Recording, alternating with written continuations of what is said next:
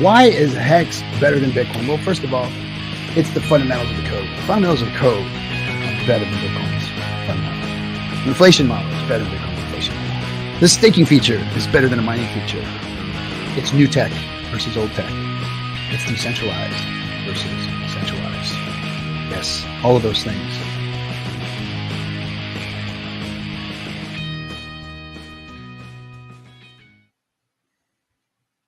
Well, ahoy there, crypto pirates, Hexkin, Pulsekins, DeFi pirates. How are y'all doing today? Captain RG3 bringing you another episode of Chatting with the Captain without my producer. I don't have a producer there. If you guys don't know, there is a bunch of Hexicans gallivanting around Malta. They've been up for 3 days now. I don't think any of them have slept. They've all been contacting me at all hours of the night, morning, you name it.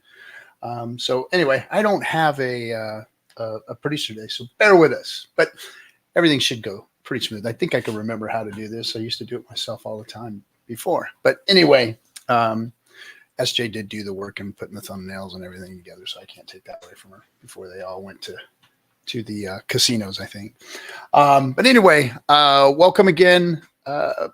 Just wanted to address a few things that are going on out there on the Pulse chains. There are a lot of projects being launched and built, and there's too much to even keep track of. You know, even with us launching GIF and PGIF and doing buy and burns on a lot of different tokens, it's getting confusing as to what everything is, what works, what doesn't. So that's why we have a good conversation here today with one of the Launchpad platforms that's out there, incubating projects, bringing community support to their socials and their consensus and voting mechanism to vet out these projects, support them. Help to look at things that are working, aren't working, from a bunch of different aspects, from people from a bunch of different aspects of the community, looking at these projects. So this is something needed, something cool. We had Marc on here earlier, a month or two ago, and now he's going to come back and we're going to update and talk about some of the projects on there and find out why we haven't put our project up there yet, but we'll talk about that. All right, so let me bring up Marc from the Forge. How you doing, Marc? Hey, doing great. How are you doing? Good, man. Good to have you on again and talk about what's going on. I know that you guys are getting almost like halfway through your NFT sale or whatever. Yes. Yeah. Where are you guys at? Like you're on the sixth round or sixth tranche now? Yeah, yes. Out of 10 tranches, we're on the sixth tranche. I can pull up the website quickly and show people around what's the. Hold on one second. I got something going on in the background here. There we go. Sorry. I had a YouTube no problem. blast in my ear. So yeah, go ahead now. What were you going to say? You wanted to pull something up? I can pull up the website, show how the sale is going, and what the information is people can get. And where they go can ahead. Get let's go ahead and just go down there to the share button and pull it up, and I'll bring it up here. Actually, okay, cool. There it is. There we go. Can you guys see already? Or?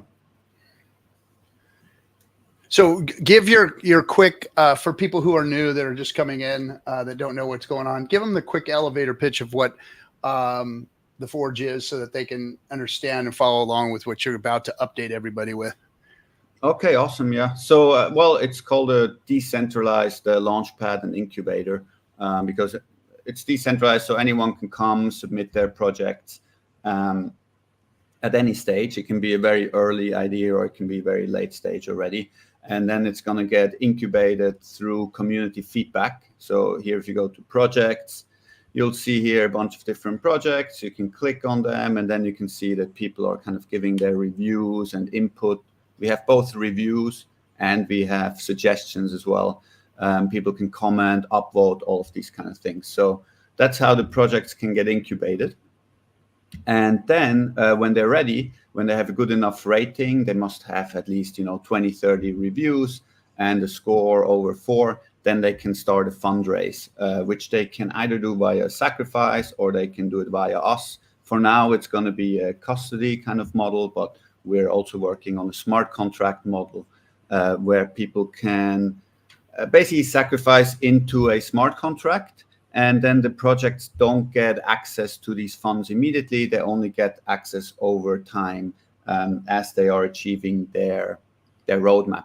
And a very important part of all of this is our NFTs, which we are selling here right now, because these basically control the platform. You can use your NFTs to vote on banning analysts that are giving bad kind of, maybe get bribed by projects. You can use them to vote to block funds going to a project that doesn't perform. And as a reward, the NFTs get a share of all the tokens that come through the platform. So the more of these NFTs you hold, the more tokens you get just passively into your wallet.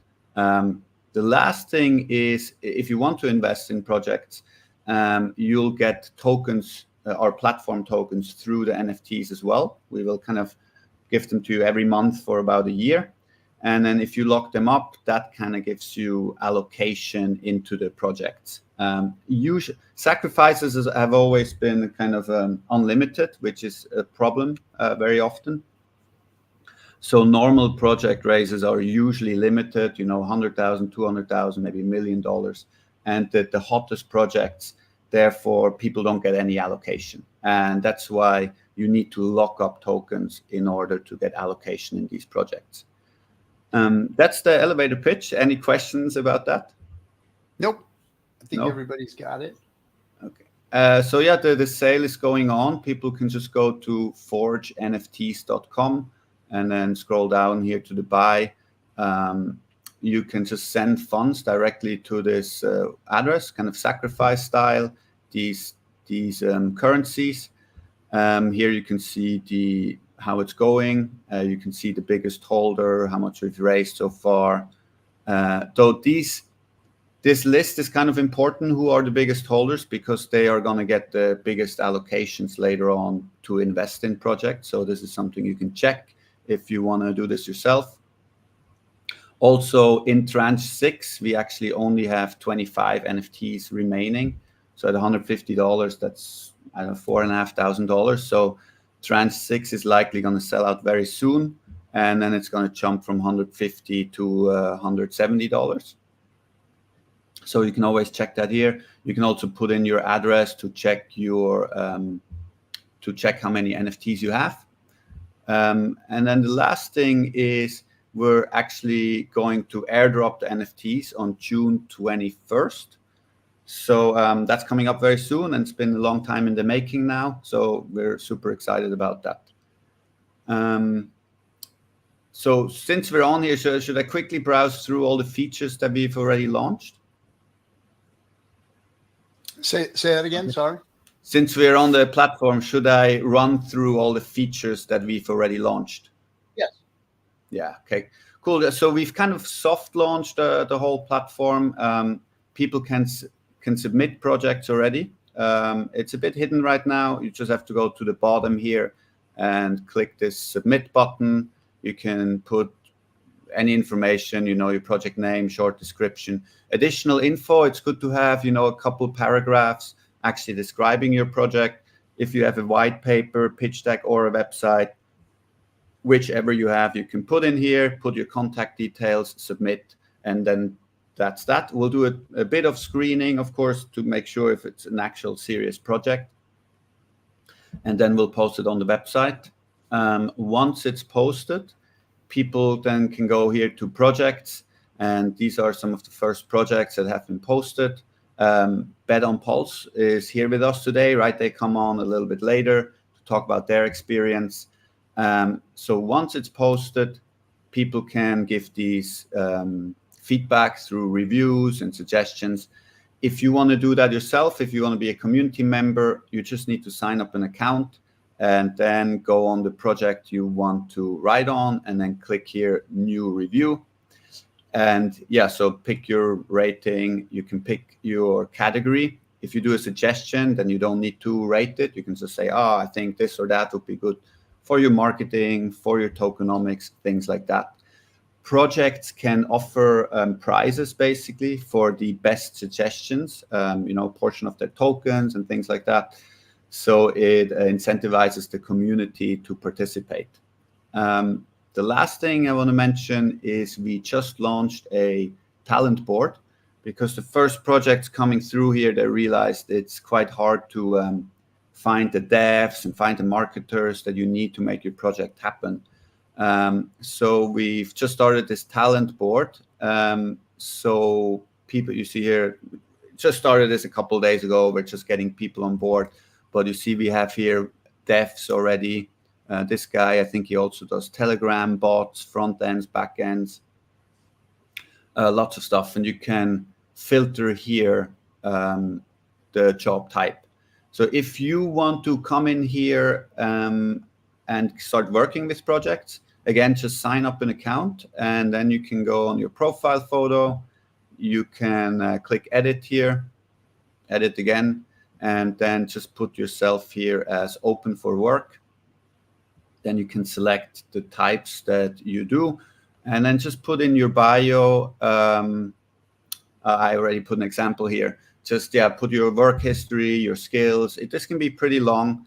Just write everything that you do, and then people can start contacting you to work with you. So yeah, that's a general update of the platform so far. Nice. Now, whether or not all of the NFTs are sold, they will be launched on the 20th, right? Yeah, 21st. On the 21st. I think it's a Friday. That's why we did 21st.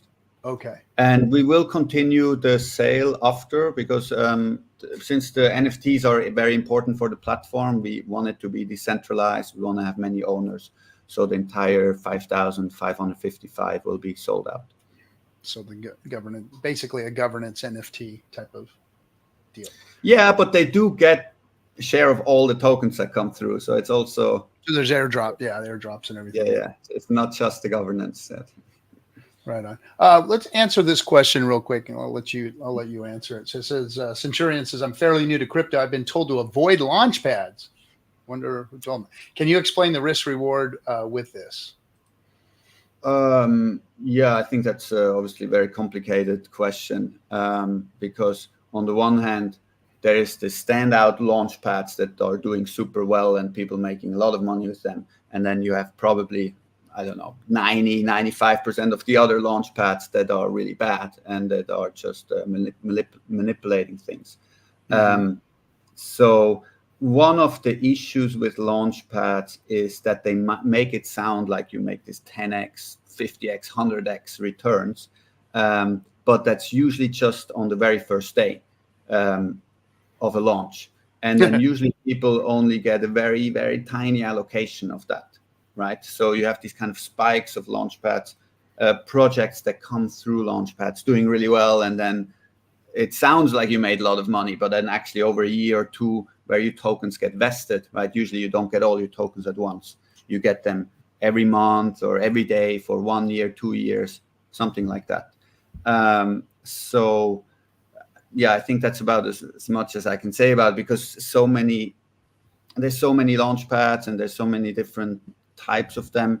The difference with ours is that we call it a Launchpad because it makes it easy for people to understand, but we are more like a Kickstarter platform, mm-hmm. where it is the community. Another problem, with regular Launchpads is that they're centralized.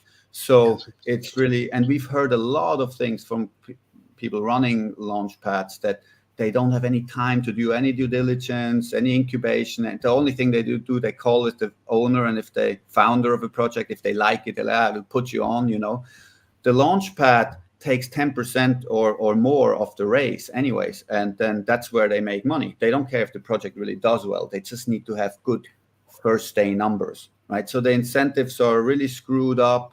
A lot of projects come through are these typical meaningless crypto projects that have a great website and there's nothing behind, and then they fizzle out over time.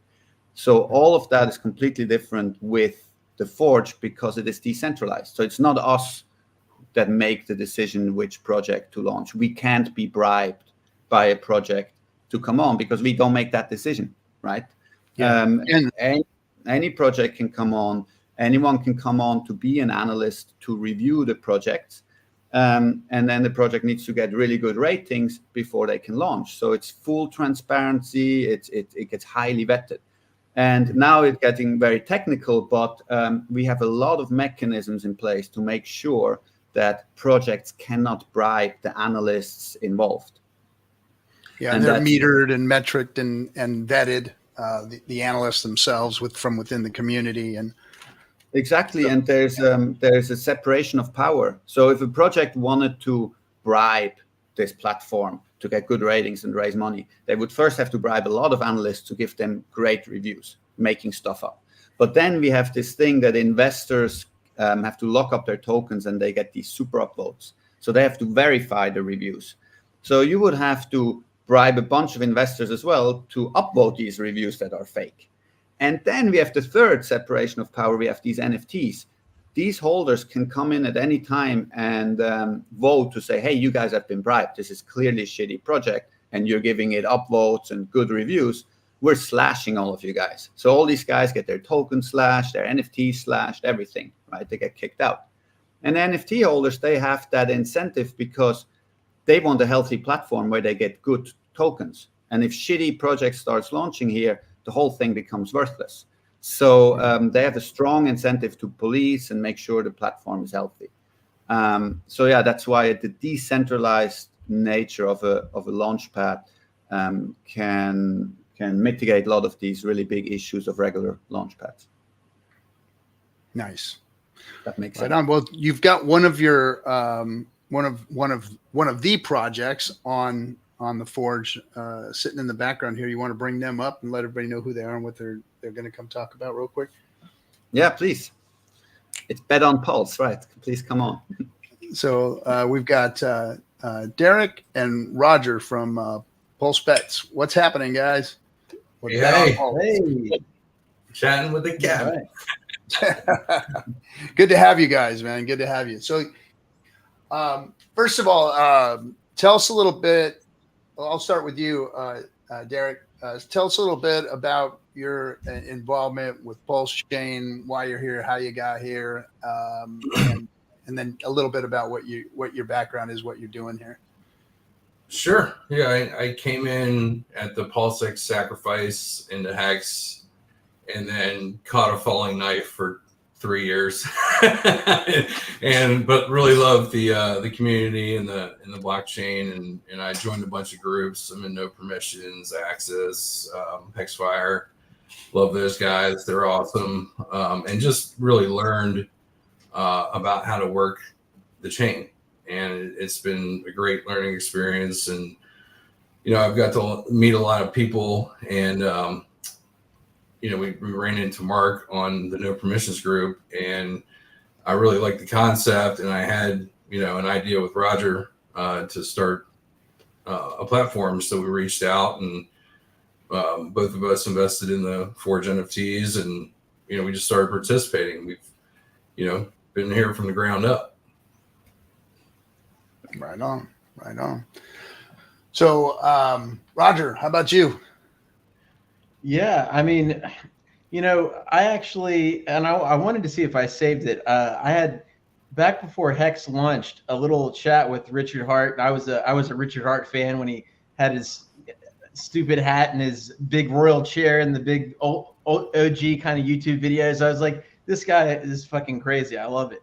And so my biggest regret in life is he kept delaying. I don't know if you, I think you were probably invested in Hex, right? You from the launch. I don't know if you were as well, but so I had this big stack of Bitcoin, and I was debating on, okay, I've got this Bitcoin, because with Hex you didn't even have to do anything except for have Bitcoin in your wallet, right? That's all you had to do to get Hex.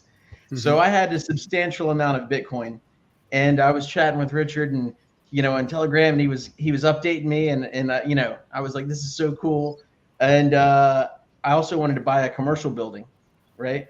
And so he kept, Hex kept getting pushed back to the point where I actually pushed back the purchase of the commercial building by 6 months because I wanted to cash in on all of my Hex with my Bitcoin.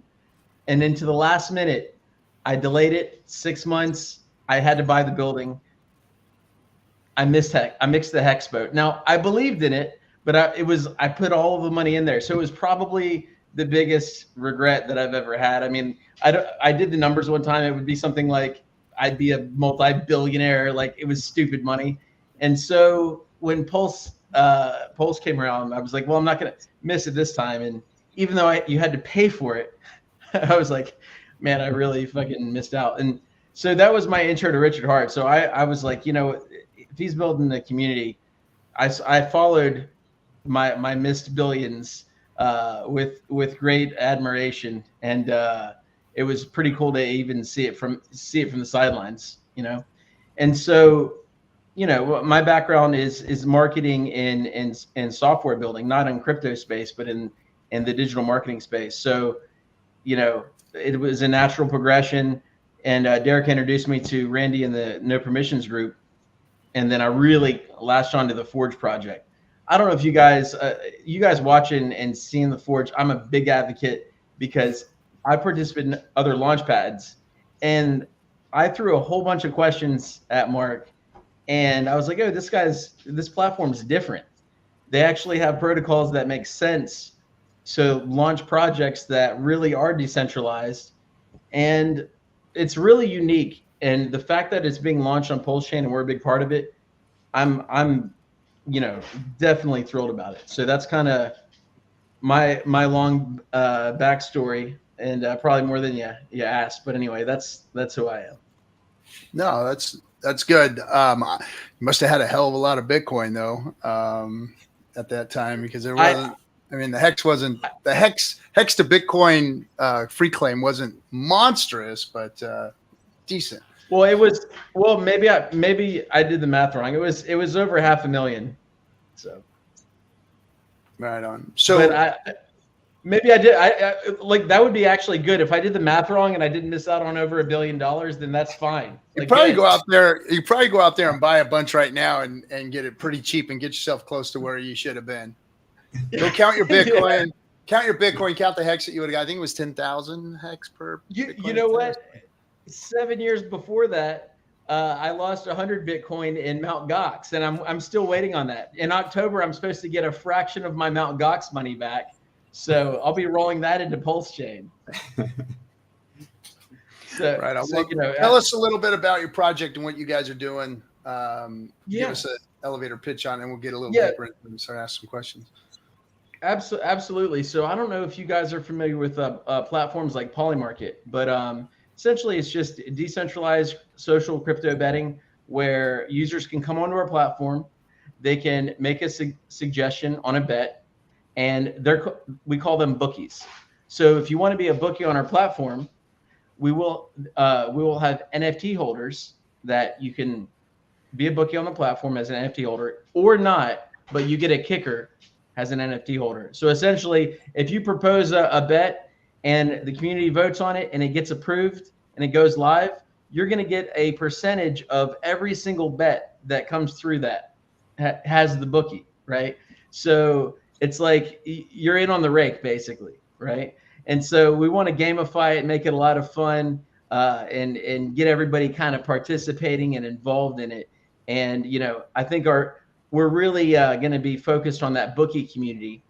And through the process with the Forge, we've been learning, you know, the different ways that it can be built, but we've definitely already secured some very notable household names in the Pulse community as advisors that we'll be announcing pretty soon that have been helping guide things like tokenomics, you know, how we're building the protocol and on the back end. So, you know, our gaps in knowledge have been plugged by, you know, some of our network, but also a lot of the Forge introductions and guidance as well, which is a testament to what they're building.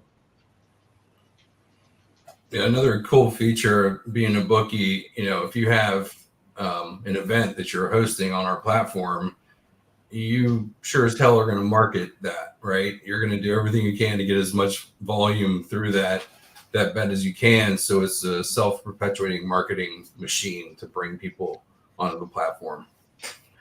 So explain an event So, or an example. yeah, Derek, if you want to, basically anything can be bet on, right? Like any possible thing that has a verifiable outcome can be bet on, right? So if somebody wants to now, with that said, we got to figure out how to make sure that, we want to avoid things like who's going to die first, this person or this person. We want to try and keep it not so dark, right? But basically anything can be bet on. And, to what Derek was saying, if we're focused on sharing the rake with the bookies, it would be really cool to have some bookies with some significant followings, come in and be a part of the platform to bring in a lot of exposure and a lot of new users, which we hope, and we're working on different strategies on how to bridge them into the Pulse community from other communities. Maybe the election on Polymarket has $125 million worth of bets right now. So yeah, wow, just that one bet. Just that one bet. which by the way, I forget what their rake is, but so regardless, if you got that's 125 million currently. Pretty cool. So what needs to be noted is they allow users to go in and out of a position on a bet. So they've probably had maybe $200 million worth of bets go through that actual contract, right? Because they have a yes, or they have each token that you can go in, and based on the dynamic odds, right, you can also go out. So let's say you go in with the 51% chance, you get it at a certain rate. Well, if the odds go up to 54, you can cash out and take your 3% difference, right, and increase in value. So that was something that, we're determining if that's on our roadmap, or what our MVP looks like versus our roadmap, because we do like that functionality of it. It's probably gonna be very. Marc, Does that make sense without getting in the weeds too much? We just kind of want to give the overview, I guess. Yeah, no, that was a good overview. Okay, cool. Were you going to say something, Marc? Yeah, no, it's just for a little bit for context. I don't know if you guys know Friendtech. Does anyone know here Friendtech? Can't say I do. It was on Base. So when Base kind of launched, then Friendtech was in there, and it was just to give an idea of the scale of what these things can achieve. So Friendtech was just, you could kind of invest in influencers when they're smaller. And in the beginning, they called it invest. Later, it's because of legal reasons. They said you have to buy a key, and that key gets more expensive. So basically, you could buy a key. The first key is very cheap, and then the more people buy, the more expensive it gets. And that platform reached, in the first month of launch, I think $160 million trade volume in the very first months of launching on a new chain, basically. And it's because they took a 10% fee every time a key gets bought or sold, and they split that 50-50 with the influencer. So influencers had a huge incentive to come on there and provide their keys, right? And then promote it to all their followers. They say, hey, buy my key. And the key became an access to basically private content, that only key holders would have. Actually, it turned out that ultimately a lot of, OnlyFans actors also came on there and stuff like that. But it created a massive boom. It was basically one of the biggest stories of 2023 in crypto outside of PulseChain. So I think this is quite similar in that you are incentivizing bookies, which can even be influencers that say, hey, I'm going to throw up these bets, and they can promote it to their audience to come and bet on there. And a lot of money can be made. and it can be a very good marketing tool in and outside of the chain. So I think it's a very, very exciting project with a lot of potential. I think the biggest thing is the fact that you called the OnlyFans them actors. Like that's very, I didn't give them the respect to the talent that they deserve. They're actors. Okay, that's fair. Yeah. Stars. We can call them stars. Stars. Yes. Yeah. Bless them. Nice. Yeah, maybe also just one more thing, like bringing it back to the Forge. So we want to make it weekly, but for now it's kind of every 3 weeks with Max from X-Ray Vision, Pulse-Ray Vision. He changes his name here and there, right? But we do this kind of regular stream where people can just come on. We do have a little bit of a screening now, since we had some funny people come on the stream. But people can come on the stream and they can pitch their idea, because there's a lot of people who have talent and have ideas that wouldn't come out to start a project just because, they're scared, and there's many things like that. There was a Jeff from Degen Roundtable was together with Roger and Derek, and he brought up his project, which is a staking farm for people who don't have the money or the time for a validator. And people really loved that project. Everyone got behind it as well. So out of this one stream, these 2 great projects already came out, and they're on the Forge now. People start learning about them. Of course, it takes some time to build and actually put the stuff together, right? But it's a really unique thing that you're able to kind of start from the idea phase and then kind of work your way through like that. So this is a prime example of that. Nice. So where's your guys' project at this point? Where's bet on Pulse at this point? How far away from launch for you guys?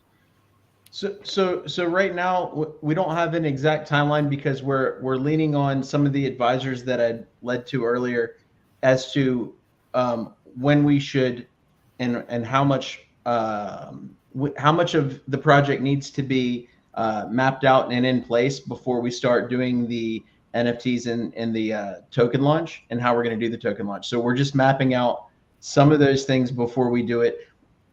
We definitely want to go with the lean approach where we can get some momentum and build a community as early as possible. So that way, by the time the platform is ready, we've got a community, because obviously when you launch a platform like a social betting platform, you want to have users from the jump. So that's kind of what we're balancing, is launching and building that community, maybe even a token, an NFT, while we're building the actual roadmap of the platform. So, we don't have an exact date, but the community and the token and the NFT is going to happen much sooner. The MVP of the platform, we don't have a release date, but that's what we're working on. Yeah, we got to be careful. We need to make sure that the smart contracts audited. When you're holding an escrow account with potentially millions of dollars in it, you can't mess around with that kind of thing. So we're going to meet some devs through the Forge and make sure everything's buttoned up before we launch a MVP, and then we would build upon that to kind of eventually do something that's as elaborate as Polymarket in the future. And just as a small plug, if people are interested in getting involved early, because obviously, just like most projects, we will incentivize the early adopters into it. If you go on betonpulse.com, we actually have a site up where you can just plug in your email for the waiting list. So we will have announcements that we're going to be releasing pretty soon about next steps on building that community and how to participate. So what's the minimum viable product look like? So you said it's going to be, just a subset of your vision, your later vision. Yeah. What's that going to consist of? Yeah. So the MVP is basically going to be, a traditional betting market. So it's like a betting pool essentially, right? So it'll have a leaderboard and you'll have the positions on it's going to be a binary betting pool. So there's going to be a yes and no, a specific timeline for the outcome. And depending on how much you've bet and how big the pool is, you'll see on the leaderboard the percentage of the winnings that you get if you're on the winning side. So just like if you're participating in a regular betting pool. And then, so that's MVP. And then roadmap is going to be a little bit more where we're playing with the dynamic odds, and we'd like to have the ability for people to get in and out of positions and that kind of cool stuff. But in the meantime, just having a traditional betting pool live on PulseChain where we can get things rolling, I think we're still going to make that a lot of fun for people as well. Good deal. And the MVP will have the ability to, and we have some of the UX and UI mapped out where users will be able to submit proposals and also vote on proposals for to be a bookie, right? Nice. So, how do you guys? Well, I mean, obviously, everybody's got the right to do whatever they want. How do you guys feel about like Richard's warnings to everybody about gambling and whatnot? I mean, shit, crypto's gambling, to be completely honest. But all these things, man. Right? I mean, so you can, yeah. We're just the platform that actually, we're just like every other crypto project. We just say exactly what it is. It's it's betting, right? It's betting. So yeah, no, but it's I personally, I don't know if maybe we'll have a cap on certain, like maybe we don't want people to ape in too hard on bets or something, but I haven't really thought about if there's a dark side of this. Do you have any? Well, when it comes to betting and gambling, there's always a dark side, no matter how you look at it. That's fair. Humans are going to human. Humans are going to human. But hey, I'm for freedom of choice, for freedom to people go and do what they want. Like, hey, Vegas is there for a reason, and I don't partake. I'm not a gambler myself. But all those things out there that people can have fun and have the ability to do also can harm them. Yeah. I mean, but it depends on how you use these things too. It all depends. Right. We're trying to, with the approval process and the voting, we're not having death pools. We're going to keep it fun, right, and entertaining. There could be sports involved. There could be, how high is PulseChain going to go? Is it going to hit a 10,000x from the floor? That kind of stuff. So, and we want to encourage as many people to come with bets as possible and create those bookie fees as well. Mm-hmm. But we have the power to shut those down if it's not cool. Now another thing, just spitballing an idea to address your problem with degenerate gamblers that, maybe they have, typically after they lose a big loss, they'll have clarity, just like any alcoholic does. I'm never going to fucking drink again. Well, when you have that moment of clarity and you decide, you can go on. Maybe we have a feature where people can ban their wallet address and we'll never allow them to bet on it again. Like, all right, fuck, if you got a problem, hit the ban button. We won't accept any of your bets. So that's the same person who'll make another wallet just to get back in. Yeah, they're like, yeah. But I like degenerates. I think like one though. You know what I mean? It's like I just make a new one and get back in a different wallet. But right. But from the beginning, when Richard launched Hex, we literally had hourglass games that Richard was like, hey, at least we got something being built on Hex, and, Richard himself was telling people to stay away from, these kinds of things, but allowed, what can I say? He didn't allow, he didn't condone, he didn't allow, he just was indifferent about people creating, hourglass games and everything else that was out there. And, let them do their thing. I mean, it was rife. Hex was rife with hourglass games in the beginning. Some of them turned out to be outright scams. But, to each his own, and I'm all for that, you know. And it's like everybody should be able to go and do what they want, and everybody else should understand, know, learn, and be cautious to everything that's out there and how they utilize these things, you know. Well, there's plenty of leverage platforms on PulseChain now too, right? I mean, that's lending leverage platforms, leveraging, yeah. Ladies, liquor, and leverage, right? The only thing we're missing is a crypto bar. So, that's next. I haven't heard that. Ladies, liquor, and leverage. The 3 L's. There's a meme token right there. The 3 LLL. Yeah, ladies, liquors, and leverage token. There you go.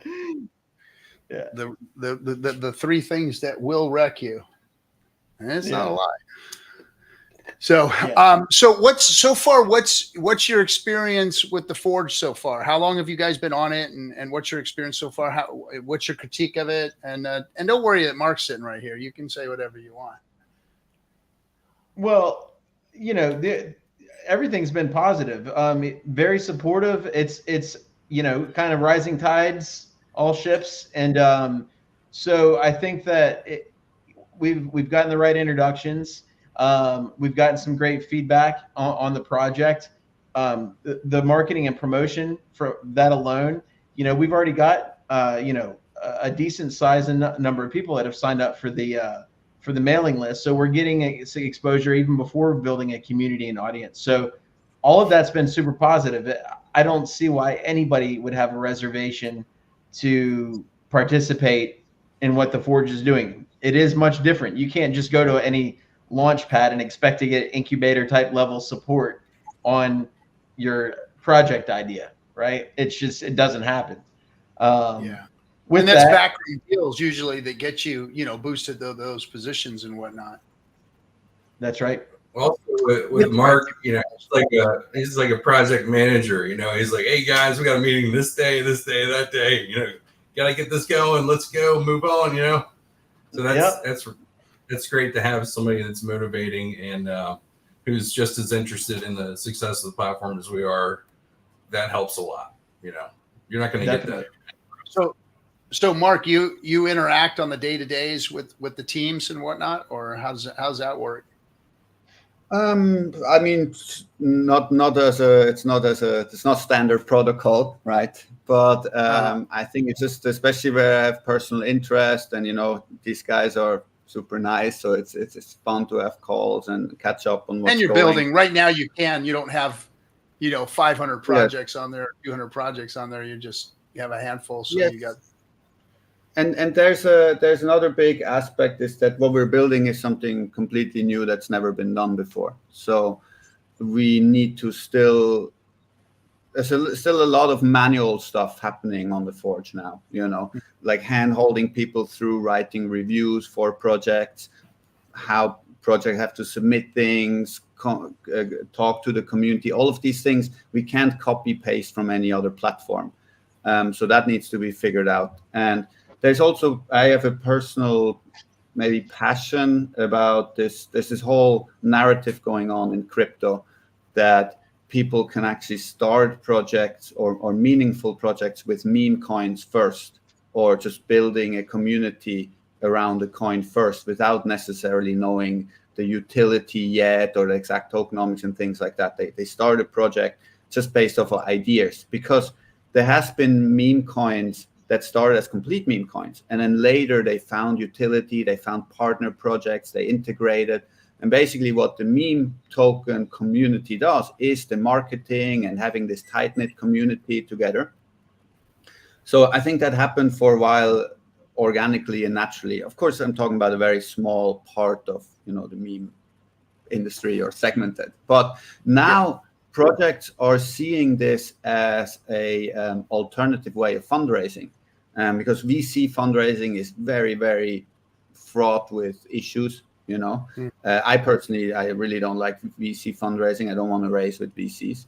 And then you have these kind of token sales, which are also very fraught with issues, because you're selling tokens and then you use that to build a platform or whatever. And then when you launch a year or years later, and because it takes that long to build a real thing, all the token holders will just dump their tokens and the price crashes, and then that kills your project, right? So that's very difficult as well.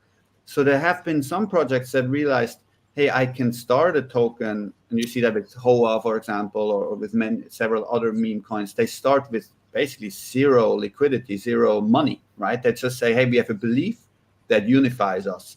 And they create a token, they create that community, they grow with it, people trade it, that can start generating some revenue for the community to decide to use. And then as that goes along, they actually use that to build products, to connect with other products, to build an ever greater kind of ecosystem that does cool stuff. And I personally really like that, because I think it's almost the next evolution of decentralized entrepreneurship, I would say. So that's something I've just personally, the Forge doesn't, tell you have to do something like this or that. The community does that via reviews. But I personally am advocating for that a little bit amongst people that sign up projects. And then, people who are open to it, like Roger and Eric here, we had a few discussions around that, how that can be done, how you can build that community before you start building the product. Because if you have this idea that you're raising funds, you're building the product, the reality of doing that is it always takes longer. It's much more expensive. Many, many times it fails, right? And then it just doesn't work out. But if you can build a community first, it's like you're solving the marketing problem, the biggest problem any of these projects have first. And when that works, then everything else can come with confidence. So, yeah. No, I've seen it, I've experienced it, and I've been a study of it, from the beginning of Hex, and even, when I got into crypto and really, diving into it in like 2014, 15, I, recognized that within the Telegram community, how, even the pump and dump rooms were communities. They were people coming together, trying to put financial energy together to do whatever they were doing, right? And so unfortunately, a lot of it was nefarious activity. A lot of it was, but it was still, the concept that I saw was, well, these people are garnering market sentiment by creating, these communities with, people who are evangelizing, the token itself. Use case be damned, or whatever. A lot of them were just, white papers and web pages that had everybody's, pictures in their pedigree on how badass of a project they were putting together, and people will rally behind that alone, and, God forbid if you put a celebrity or somebody with any brains in there or had any recognition, then it was like, oh, this is the ICO to be in, So I recognized that the community was important. And then of course we've seen with Hex what happened there. The community grew so strong, so fast, that it pushed the token all the way up to levels that we didn't think were possible in the first couple of years. And then, just recently we've seen it just with all the meme tokens being launched on PulseChain, where communities have gotten behind those meme tokens and, really push them and push their price. But the power of that has to be growth. It has to continue to grow. It has to continue to evolve. You have to continue to grow the community, either through, Metcalfe's law or Reed's law or whatever. You need to build sub communities. You need to continue to bring new people in. So it's keeping that excitement going. And the hardest thing to do is to keep that excitement going during a bear market. It's one thing to build and launch and do things in a bear market, but building a community in a bear market or holding one together, now that's a whole nother story right there, because I'm telling you, it's very easy in a bull market to garner favor and drive up numbers and make things go, well, when things are going well. But in a bear market, man, just holding it together and keeping what you've built is, the hard part. So, Right. And if you can put a community together during the bear market, and drive your token or drive your project, then I think you've got a good foothold or a good foundation for when the bull market does come, because we all know what happens in the bull market. Everything starts moving up, and rising tide, lifts all the ships. And so I guess, getting your foundation laid now is what's important. Well, I would like to just add to that. I think that is the idea of the Forge, is that it allows the community to actually give feedback and kind of work with the project more than just a Telegram group or a Twitter or something. It is this formalized way of writing reviews and giving suggestions and being rewarded for that. So it just kind of allows for a more decentralized way of managing the entire project with more support for the actual organization coming from the community. Yep. So how's it going for you guys? You guys have a TG room, or what do you guys got as far as your community goes?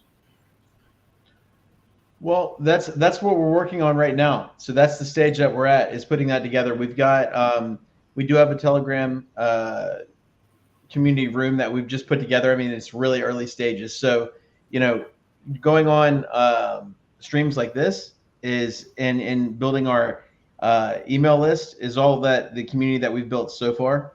So we do plan on doing a blast, and really, case in point, we should have that Telegram room, but it's a matter of when people get there, we want to be able to hold their attention.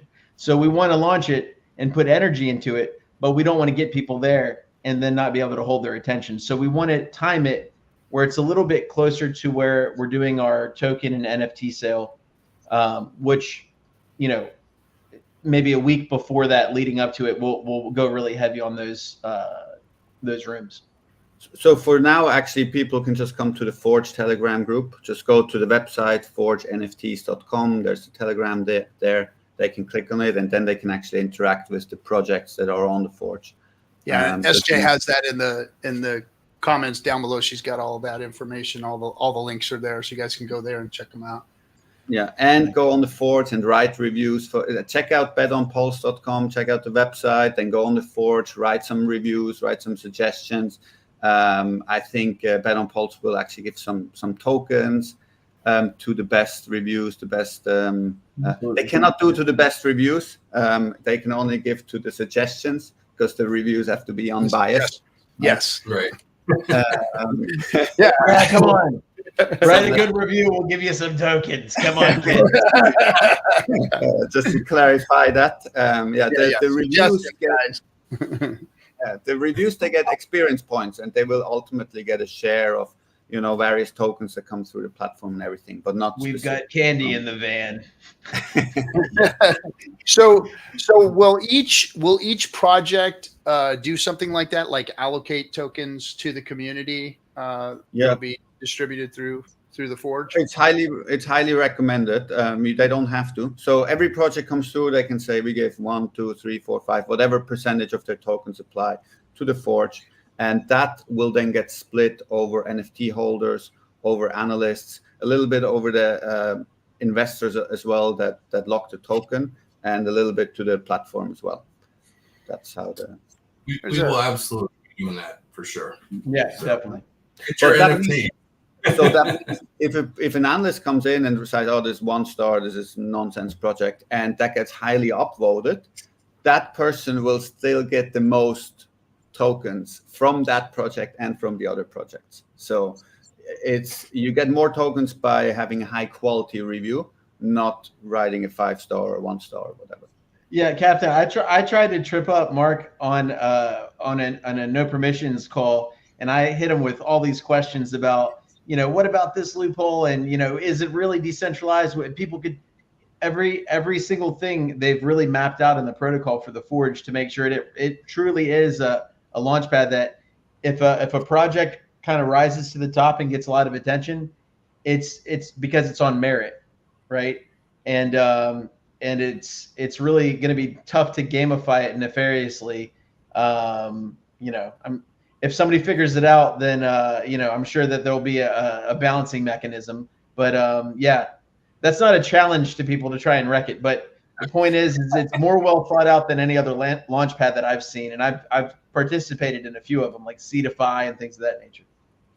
Yeah, I really like the decentralized nature of the whole project and how it's, you know, giving it basically to the community. And you know, and I know Marc, it's his passion right now, so he's involved a lot as far as, you know, hand holding and getting involved, you know. But I'm sure eventually it's gonna take on a life of its own.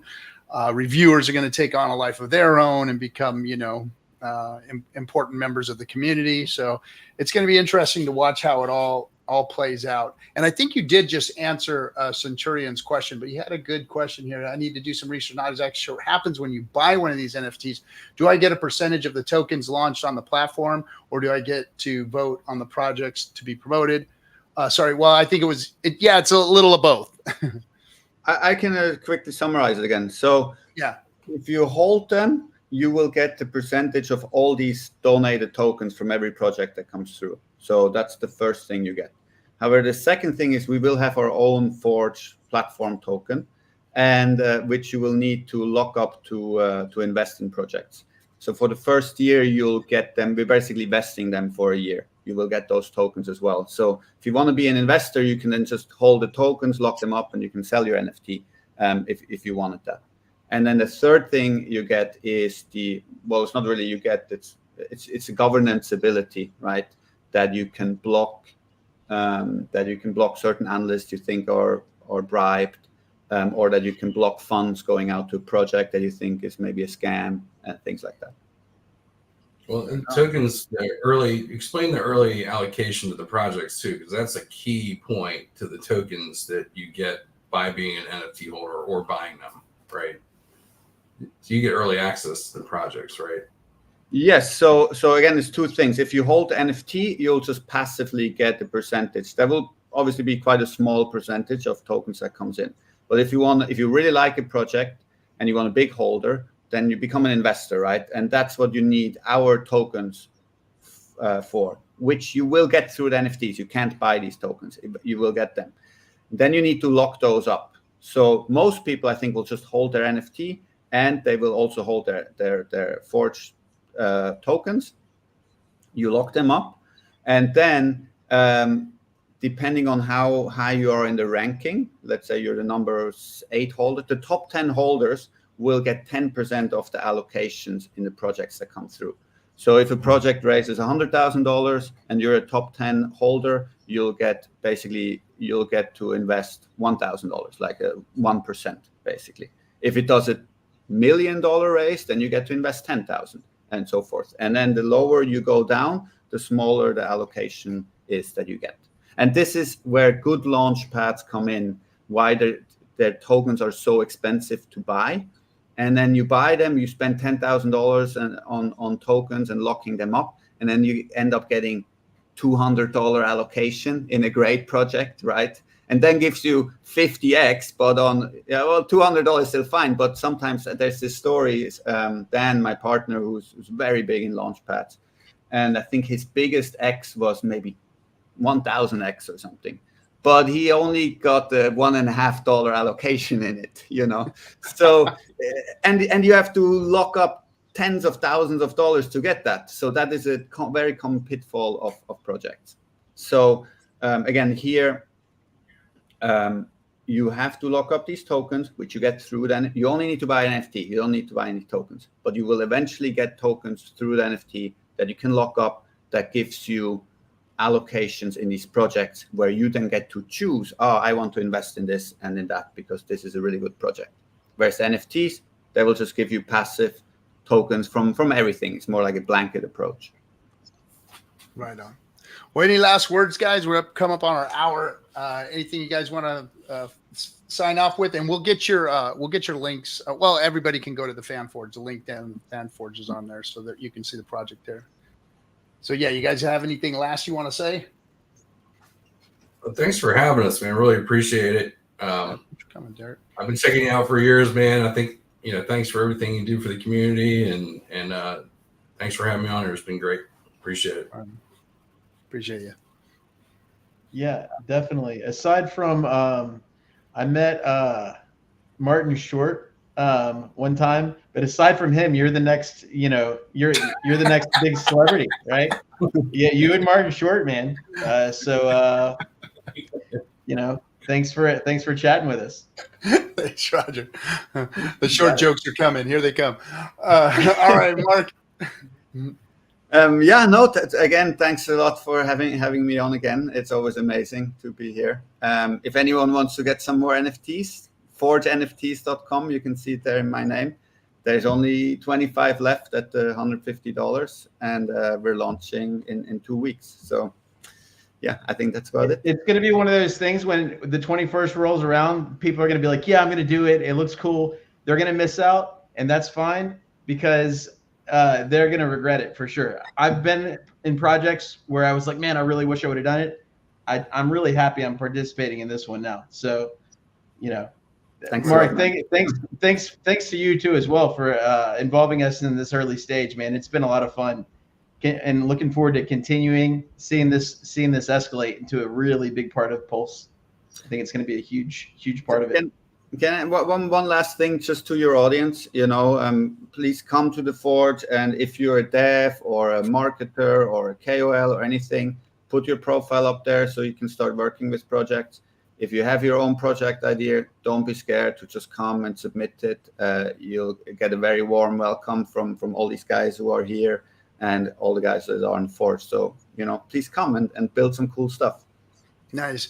And Will says he can catch you everybody can catch you tomorrow on DGen Roundtable. You're going to be on DGen Roundtable tomorrow?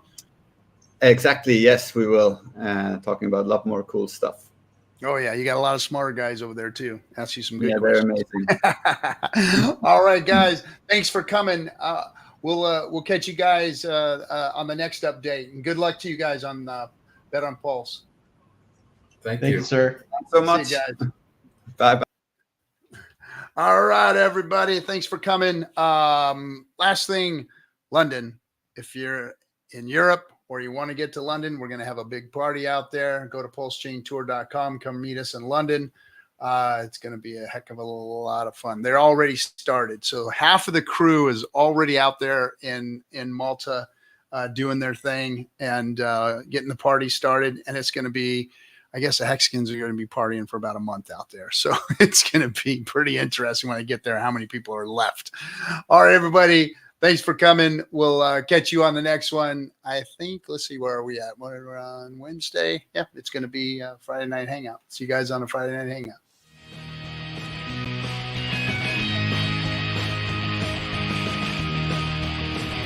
Why is Hex better than Bitcoin? Well, first of all, it's the fundamentals of the code. The fundamentals of the code are better than Bitcoin's fundamentals. The inflation model is better than Bitcoin's inflation model. The staking feature is better than a mining feature. It's new tech versus old tech. It's decentralized versus centralized. Yes, all of those things.